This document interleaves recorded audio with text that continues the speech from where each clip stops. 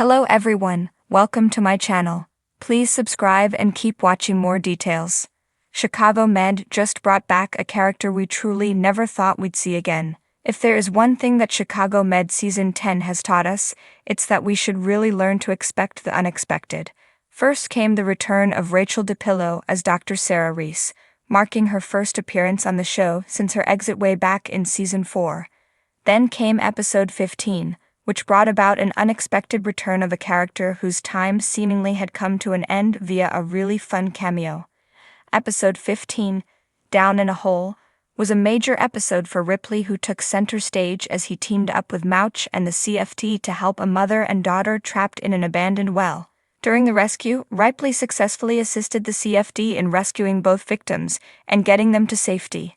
However, the rescue took a turn for the worse when the tunnel collapsed, leaving Ripley trapped within in an air pocket with very little oxygen. Dr. Charles arrives on the scene and begins talking with Ripley in hopes of keeping him alert, but he ultimately loses consciousness and things are looking quite grim. That's when Ripley hears a familiar voice, but not one we expected. After passing out, Ripley hears a voice, and when he looks up he sees Sully in a scene that is very reminiscent of when Voight saw Al when his life was hanging in the balance. This allowed Daniel Dorr to make a surprise cameo following what we thought was his final episode earlier this season when his character passed away at Med. Sully tells Ripley that he doesn't get to die and that he needs to save himself. As they talk, Sully recalls the moment when he heard Ripley made it into med school, and how it put the biggest smile on his face. Ripley begins to comment about how he failed Sully, to which Sully thanks him for being there for him at the end of his life and assures him they'll always be brothers. Ripley tells Sully how much he misses him, and it looks like he's starting to give up, which is when Sully tells him that he understands why Ripley is angry, and that being angry has always been his thing. Rather than letting that anger get the best of him, Sully tells Ripley to channel that anger into something positive instead, rather than giving up, which seems to be the push he needs to fight as Ripley makes it out of the well alive, and seemingly with a new lease on life.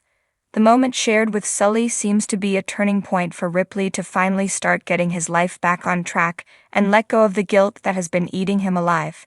It was also a really run moment to see Sully back even just briefly, and to get to see Ripley get the closure he desperately needed in having the chance to say goodbye to his friend. The hustle and bustle of Gaffney Chicago Medical Center was the same as it always was: controlled chaos. Nurses moved swiftly between patient rooms, doctors shouted orders, and the waiting room buzzed with the murmurs of worried families. But despite the hospital's usual rhythm, a ripple of unease passed through the emergency department like a ghostly chill. Dr. Will Halstead had seen plenty of surprises in his years at Chicago Med, but nothing could have prepared him for the sight that greeted him when he turned the corner. There, standing in the middle of the ED, was a face he never thought he'd see again. Dr. Connor Rhodes. Will's voice carried more disbelief than he intended. Connor turned, his sharp blue eyes scanning the familiar setting. He looked different. His once meticulously styled hair was slightly longer, and a hint of scruff framed his chiseled jaw. He carried himself with the same confidence as always, but there was something different, something heavier in his expression. "Will," Connor said, nodding slightly, "it's been a while." That was an understatement. Connor had left Chicago Med years ago under tumultuous circumstances, his departure shadowed by heartbreak and scandal. The mysterious death of his father, the tragic ordeal with Dr. Ava Becker, and the weight of his own demons had driven him away. And yet here he was, back in the very place he swore he'd never return to. "What are you doing here?" Will asked, still struggling to process the moment. Around them, nurses exchanged curious glances, and even Dr. Crockett Marcel, usually the most unflappable of surgeons, seemed momentarily stunned. "I'm back," Connor said simply, "for good." Will blinked, waiting for more, but Connor wasn't one to elaborate unnecessarily. The former trauma surgeon turned cardiothoracic prodigy had always been a man of action rather than words. Will's mind whirred with possibilities. Why now? What had changed? Before he could ask another question, Sharon Goodwin's voice cut through the tension. "Dr. Rhodes." The hospital's administrator approached with her usual composed demeanor, though her eyes held a rare flicker of surprise. "I didn't think I'd ever see you in these halls again." "Neither did I," Connor admitted. "But I guess I couldn't stay away forever. Goodwin studied him for a moment before nodding. I assume you're here to reinstate your medical license. Connor hesitated for the briefest second before nodding. I want to come back, if you'll have me. The statement sent another wave of murmurs through the staff. No one had expected this. Dr. Rhodes had been one of the most skilled surgeons the hospital had ever seen, but his exit had been dramatic, leaving behind an air of mystery and unanswered questions. Would the hospital welcome him back with open arms, or would old wounds refuse to heal? Crockett Marcel, who had effectively stepped into the role Connor once dominated, finally spoke. You sure you're ready for this? A lot's changed. Connor met his gaze evenly. I wouldn't be here if I wasn't. Before anyone could respond, a trauma alert blared overhead. The momentary standstill broke, and instinct took over. Gunshot wound incoming, ETA 2 minutes. A nurse called. Will and Crockett exchanged a look. Duty called. We'll talk later, Goodwin said before heading off. Without hesitation, Connor moved toward the trauma bay alongside them.